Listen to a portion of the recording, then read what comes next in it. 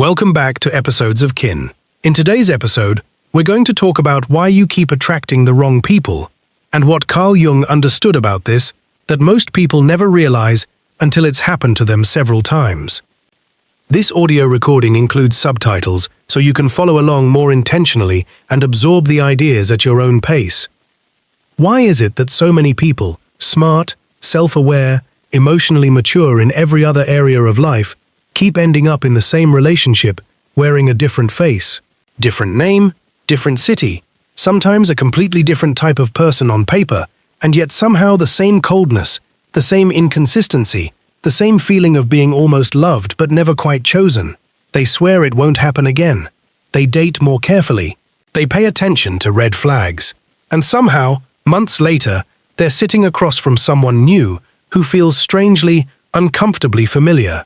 And it turns out there's a reason for that. Most people don't choose partners with their conscious mind.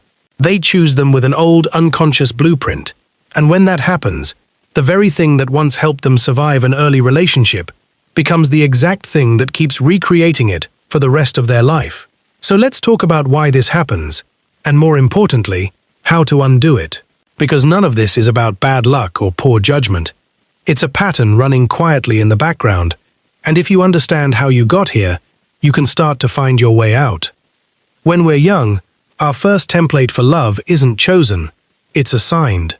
Long before you ever have a say in the matter, you learn what love looks like from whoever raised you, and you learn it through repetition, not instruction.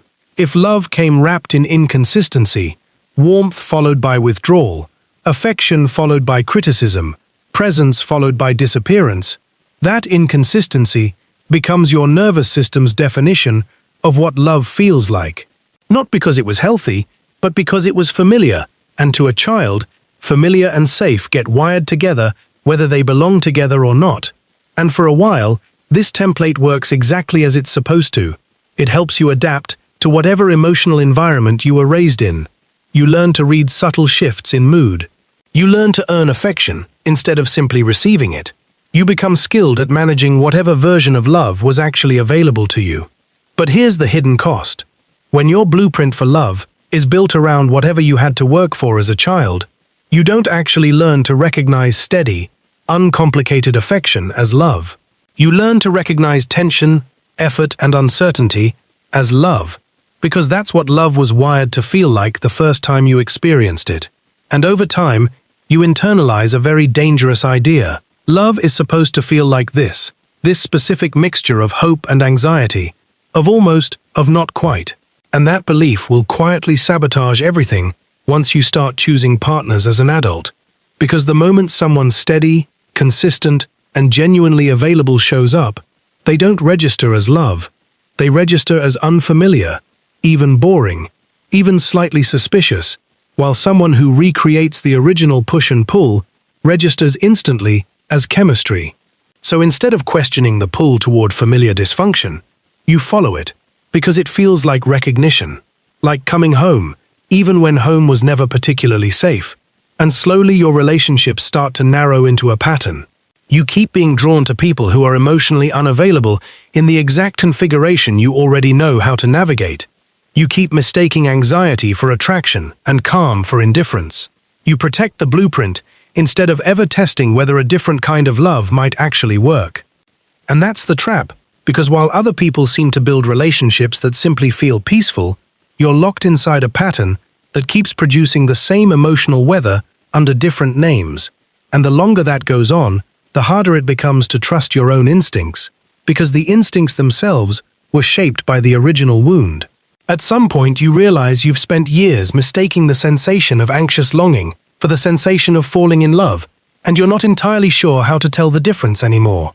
You can't afford to walk away from the familiar pull, even when it hurts you, because unfamiliarity feels riskier than pain you already know how to survive. So you keep choosing it, and that's when the loneliness sets in, not from being unloved exactly, but from repeatedly loving people who were never actually available to be known. Carl Jung had a concept that explains why this cycle is so difficult to break simply through willpower.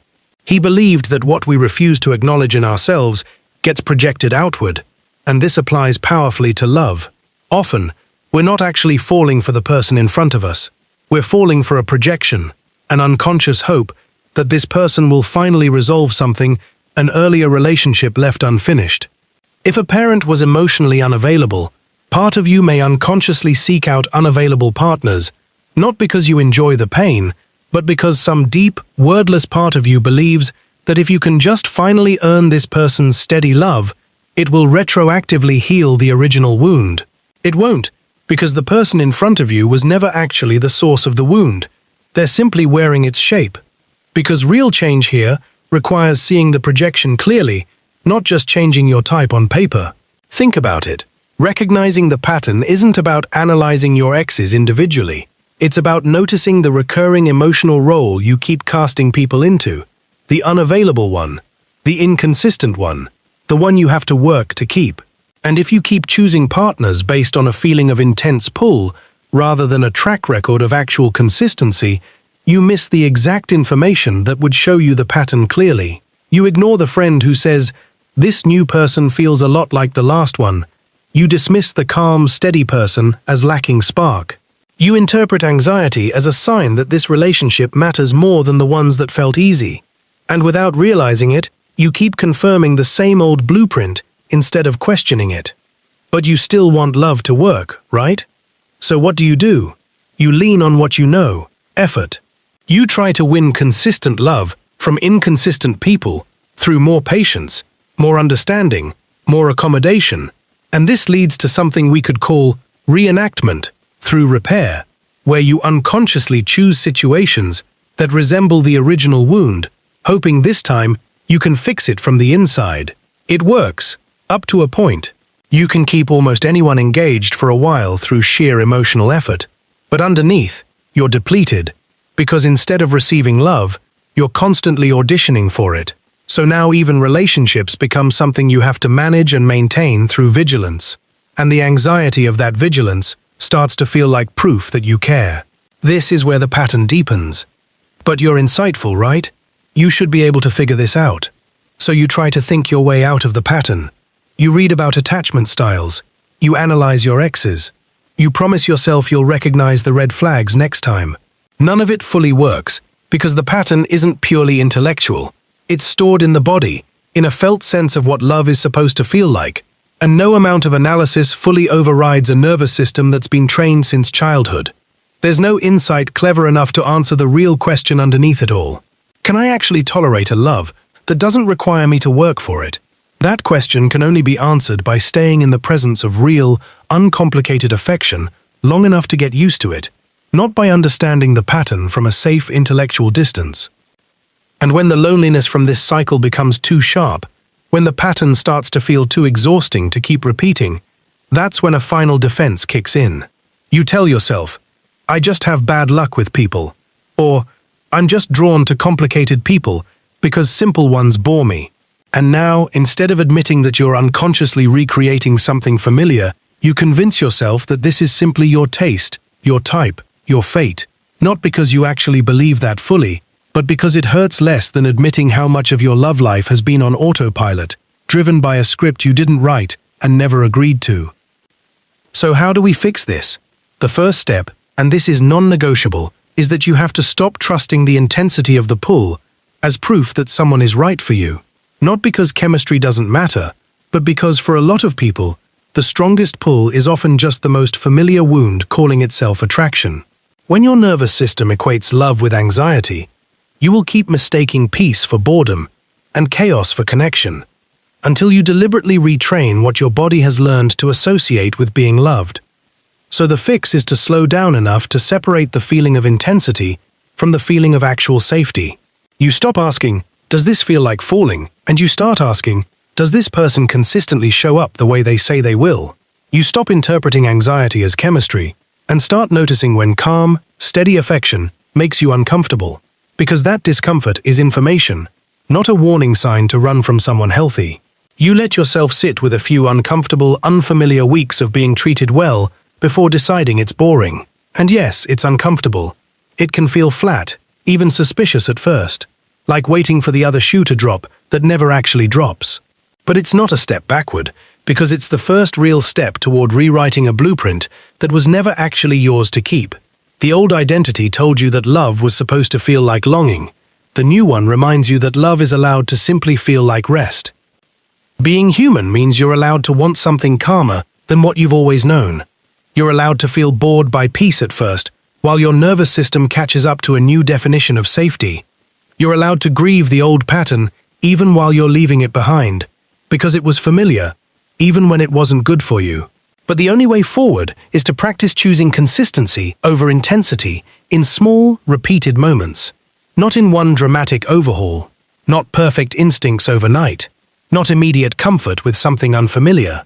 Just small, repeated choices toward people who actually show up, until your body finally learns that this too can be what love feels like. So if you're someone who keeps ending up in the same relationship, with a different name attached to it, who feels a familiar pull toward people who can't quite give you what you need, if you've spent your whole life mistaking anxiety for chemistry, this is where you begin. You let go of the blueprint you didn't choose. You stop chasing the feeling of almost. You start noticing who actually stays. Because you don't need to keep re-earning a love you already deserved from the beginning. You just need to be someone who's willing to sit with unfamiliar peace long enough to recognize it as safety instead of mistaking it for something missing. And if you can do that, if you can stop following the pull and start following the pattern of who actually shows up, you'll start to feel something you haven't felt in a long time. Real security, not because you finally won someone unavailable over, but because you finally stopped needing to. If any part of this resonated with you, if you recognized yourself in these patterns, leave a comment and let me know what stood out. Chances are you're not the only one who feels this way, and sometimes naming the pattern is the first real step to breaking it. Thanks for listening to episodes of Kynn. Take care of your mind, and I'll see you in the next episode.